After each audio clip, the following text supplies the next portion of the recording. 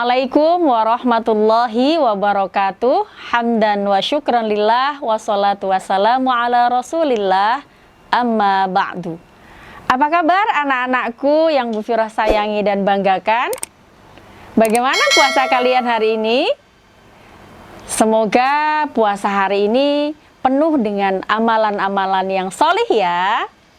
Kali ini Bu Firah ingin bercerita tentang salah satu wanita mulia yang dijamin masuk surga oleh Allah Subhanahu wa taala. Siapakah dia? Dia adalah Siti Masyiatoh.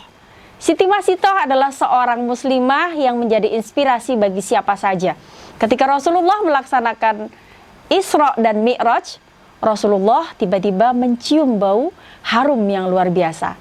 Hal itu pun ditanyakan kepada malaikat Jibril akan asal muasal bau harum tersebut.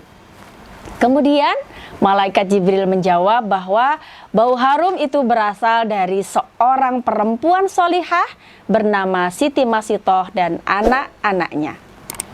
Lalu apa yang menyebabkan makam Siti Masyiatoh dan anak-anaknya mengeluarkan bau harum? Siti Masyiatoh adalah seorang perempuan yang selalu berpegang teguh pada kebenaran dan juga keimanan kepada Allah Subhanahu wa taala. Saat itu Siti Masyiatoh menjadi pelayan dari istri Firaun yang bernama Siti Asyah. Tugasnya adalah mengurus anak-anak Firaun. Kemudian ada seorang yang dekat dengan Masyiatoh, yakni Hazakil. Dialah yang membuat peti untuk Nabi Musa alaihissalam saat dihanyutkan ke sungai agar bisa tetap hidup. Masyiatoh sudah beriman kepada Allah melalui Nabi Musa alaihissalam, tetapi masih disembunyikan dari Firaun. Suatu hari Siti Masyiatoh menemukan suaminya meninggal dunia dalam kondisi yang sangat tragis, yang dibunuh oleh Firaun. Keimanan dari suami Siti Masyiatoh telah diketahui oleh Firaun yang membuatnya murka dan membunuh suaminya tersebut. Kejadian itu membuat Siti Masyiatoh dirundung kesedihan.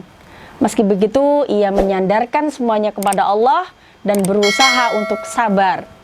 Kesedihan Masyiatoh pun ia ceritakan kepada Siti Asyah, yang saat itu diketahui bahwa Siti Asyah sudah beriman kepada Allah tanpa diketahui oleh suaminya. Dalam kesehariannya, sepeninggal sang suami, Siti Masyiatoh tetap menjadi pelayan dari anak-anak Firaun. Namun suatu hari, ada kejadian yang sebenarnya sepele. Siti Masyiatoh menjatuhkan sisir. Saat mengambil sisir tersebut, tiba-tiba ia mengucapkan Bismillah. Ucapan itu pun membuat anak Firaun terkejut dan mempertanyakan ucapan itu, apakah itu ditujukan untuk ayahnya?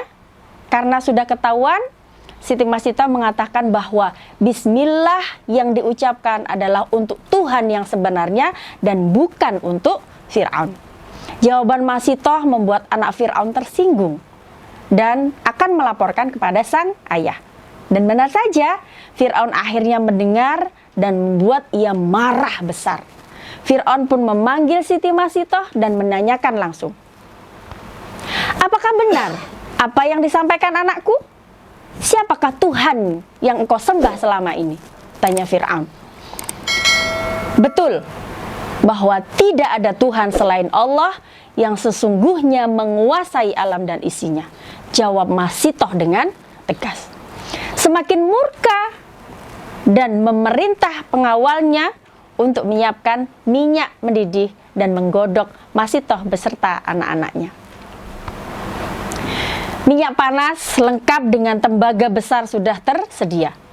Nantinya proses memasukkan Siti Masyiatoh dan anak-anaknya akan diperlihatkan kepada masyarakat luas dan sebagai menjadi pelajaran bagi mereka. Sebelum itu terjadi, Firaun memberi kesempatan. Jika Masyiatoh mengakui Firaun sebagai Tuhannya, maka ia dan anak-anaknya akan tetap selamat. Firaun pun memerintahkan pengawalnya untuk memasukkan anak-anak Masyiatoh satu persatu ke dalam minyak panas.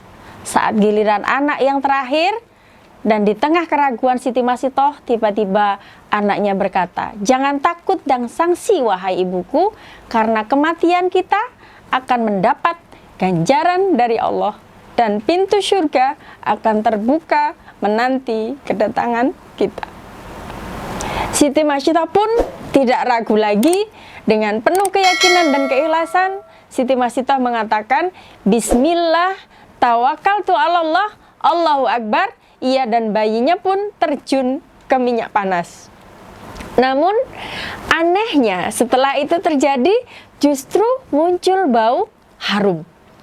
Tulang-tulang Siti Masyidah dan anak-anaknya dikubur di suatu tempat hingga suatu hari saat Rasulullah Isra Mi'raj melewati tempat tersebut, tiba-tiba Rasulullah mencium bau harum dan menanyakan asal dari bau tersebut. Kemudian malaikat Jibril menjawab, itulah kuburan Masyidah bersama anak-anaknya, wahai Rasulullah. Itulah kisah dari seorang muslimah berhati mulia dengan keimanan yang sangat kuat kepada Allah hingga akhir hayatnya. Dan meski hanya tersisa tulang belulang, namun semua itu ternyata menimbulkan bau harum yang membuat Rasulullah kagum. Anak-anakku yang solih dan solihah, itu tadi kisah Masyidah yang bisa kita teladani, yaitu keteguhan hati dalam beriman kepada Allah Subhanahu wa Ta'ala. Semoga kita menjadi insan yang menjalankan perintah Allah dan Rasul-Nya. Dari Bu Vira cukup sampai di sini. Semoga bermanfaat. Billahi fisabilil haq. Assalamualaikum warahmatullahi wabarakatuh.